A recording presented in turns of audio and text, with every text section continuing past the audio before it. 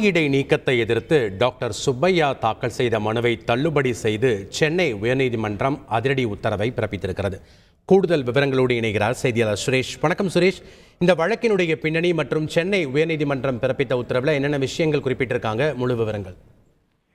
வணக்கம்.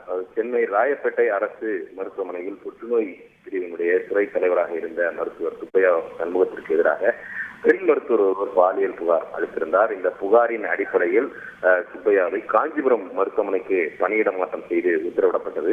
அதனை தொடர்ச்சியாக அவரை பணியிடை நீக்கம் செய்து உத்தரவு பிறப்பிக்கப்பட்டது. இந்த உத்தரவுகளை எதிர்த்து சுப்பையா தரப்பில் சென்னை உயர்நீதிமன்றத்தில் வழக்கு தாக்கல் செய்யப்பட்டிருந்தது. இந்த வழக்கை நீதிபதி ஜி கே இளந்திரையன் விசாரித்தார். இந்த விசாரணையின் போது சுப்பையா தரப்பில் முன்வைக்கப்பட்ட வாதங்கள் என்னவென்றால், செவிலியர் உடைமாற்றும் அறையில் யாரோ கேமரா வைத்து படம் பிடித்து உள்ளதாகவும், இது தொடர்பாக சுப்பையா ஏற்கனவே காவல்துறையில் புகார் அளித்துள்ளதாகவும் தெரிவிக்கப்பட்டது. அது மட்டுமல்லாமல் வீடியோவில் இருப்பது சுப்பையா இல்லை எனவும், அவருக்கு எதிரான புகாரின் மீது நடத்திய விசாரணையின் அந்த விசாகா குழுவினுடைய அறிக்கையை தாக்கல் செய்ய வேண்டும் எனவும் வாதிடப்பட்டது.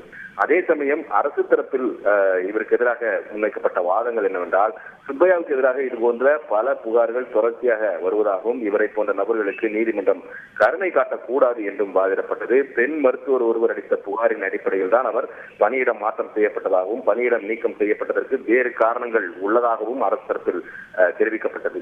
இந்த வழக்கை விசாரித்த நீதிபதி அரசு தரப்பு வாதத்தை ஏற்றுக்கொண்டு சுப்பையாவின் மனுவை தள்ளுபடி செய்து இன்றைக்கு உத்தரவு பிறப்பித்திருக்கிறார். நன்றி சுரேஷ், உங்களுடைய தகவல்களுக்கு. செய்திகளை உடனுக்குடன் தெரிந்து கொள்ள உடனே சப்ஸ்கிரைப் பண்ணுங்க.